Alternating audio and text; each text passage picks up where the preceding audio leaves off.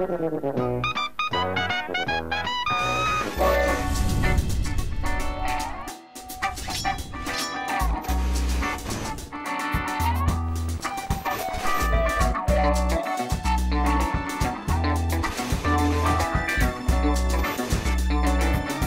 we ook even proeven. But now there's Ward's incredible microwave oven.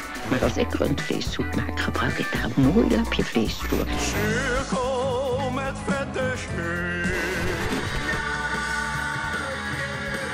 Een broodje pop. Dat is nou eens een goede vraag voor het Bonzo Voedingscentrum.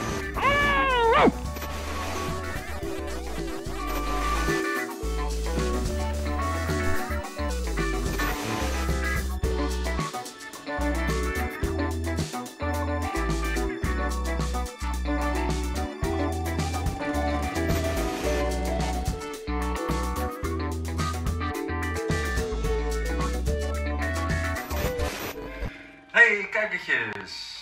100 jaar geleden is mijn oma geboren. Ze leeft nog steeds. In 1922 is ze geboren. En het lijkt mij wel leuk om dit jaar met een serie films te komen die uit de vorige eeuw komen. Nou, dan heb ik een tijd geleden op een boekenmarkt dit kookboekje op de kop getikt. Het is in 1910 geschreven al. Dit is dan de 14e druk, die is van ietsje ouder. Het staat niet precies in wanneer deze uit is gekomen. Misschien weten jullie het wel. Schrijf in de commentaren hieronder als je weet wanneer de 14e druk is uitgekomen van dit boek van C.J. Wannay. Het kookboek van de Amsterdamse huishoudschool. Het is in ieder geval een ontzettend oud boek. Wordt in een oude Nederlandse taal geschreven. En ik ga in deze serie YouTube video's het eerste receptje voor jullie maken. Haché, je kent het wel, want het wordt vandaag de dag nog steeds gemaakt.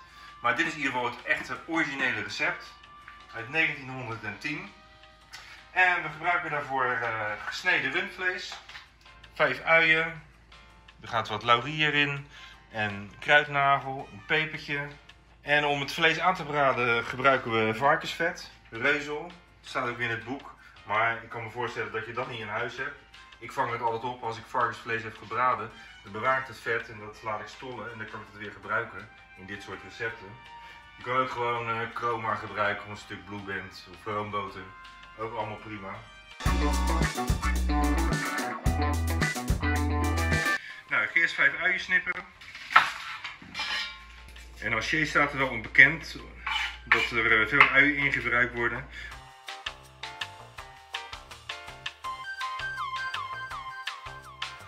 Er zitten een paar klonten van dat varkensvet in de pan. En zoals ik zei, als je dat niet hebt, gebruik je hier gewoon een klont boter. En in het vet gaan we dan de uien fruiten.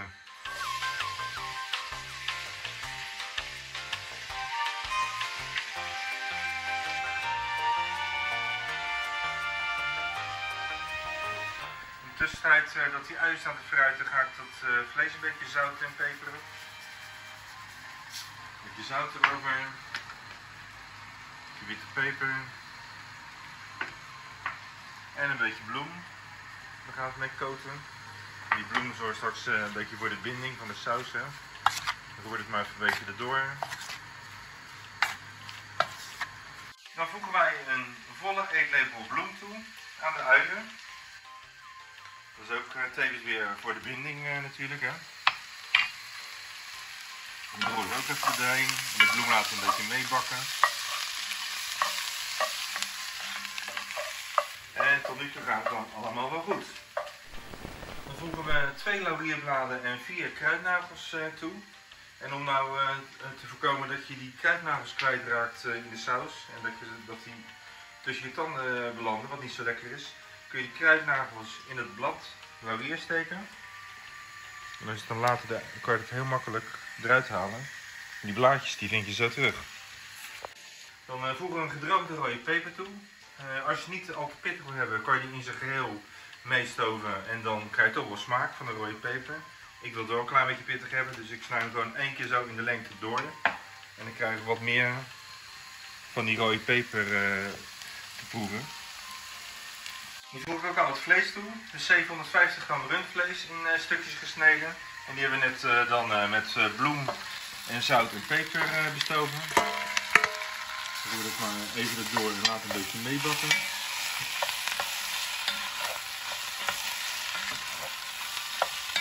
Ik voeg een scheutje rode wijnazijn toe.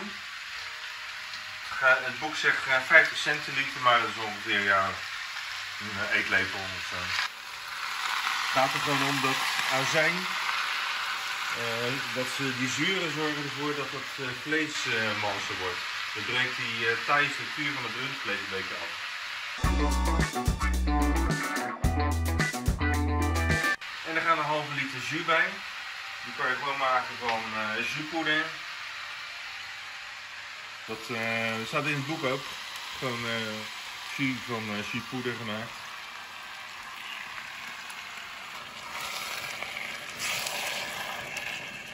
En dat is mooi, want het vlees moet eigenlijk gewoon net onder staan. En dat doet het nu ook, als het goed is. En dan worden er volgens het boek nog 2 Maggi bouillonblokjes toegevoegd. Maggi is ook zoiets wat echt al zeker een eeuw gebruikt wordt in Nederland. In de Nederlandse keuken. Voeg je maar toe, maar verkruimel ze wel een beetje boven het stoofvlees.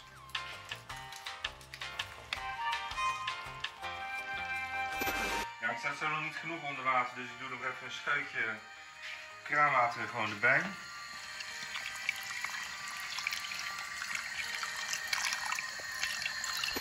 Breng het aan de kook en laat de haché op een zakvuurtje minstens 1 uur langzaam stoven. Nou, ik heb de ervaring dat rundvlees vaak een beetje langer moet koken, maar misschien dat het stukjes zijn wel een uurtje genoeg hebben. Laat het even een uurtje langzaam stoven en kijk hoe het dan ervoor staat.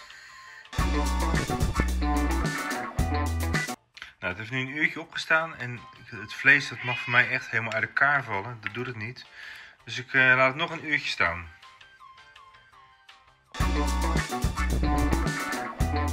Nou, dan gaat er volgens dit oude boek nog een scheutje Engelse saus doorheen.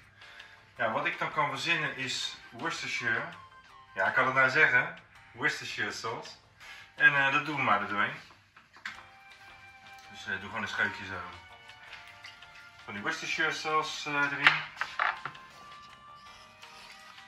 En dan zijn we klaar. Nou, ik heb om het vanavond bij te eten een stampotje gemaakt. Been- en uienstampot heb ik gemaakt. Hutspot. Maar je kunt natuurlijk ook eten met aardappeltjes en rode kool. Boerenkoolstampot. Sommige mensen eten haché met rijst. Ook waarschijnlijk wel lekker. Maar als je nou geïnteresseerd bent om eens een basisrecept te hebben voor een lekkere stampot, moet je maar eens even in de comments laten weten. Dan weet ik of jullie dat willen. Ja, dit ziet er goed uit, jongens en meisjes.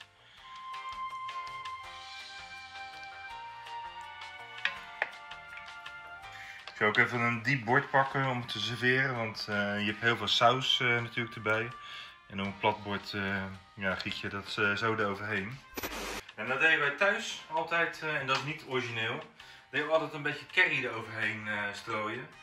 En ja, ik vind het wel lekker, dus ik doe dat hierbij ook.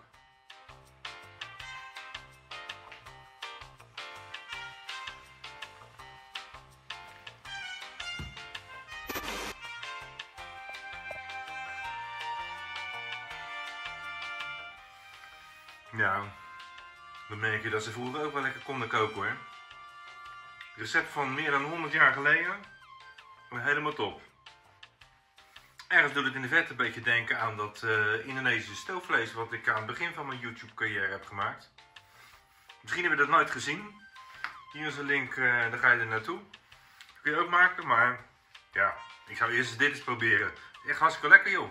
Nou ja, het recept kun je vinden op travelandfoodblog.nl. Geef een duimpje omhoog en een paar commentaren natuurlijk onder de video. En abonneer je. Hoi.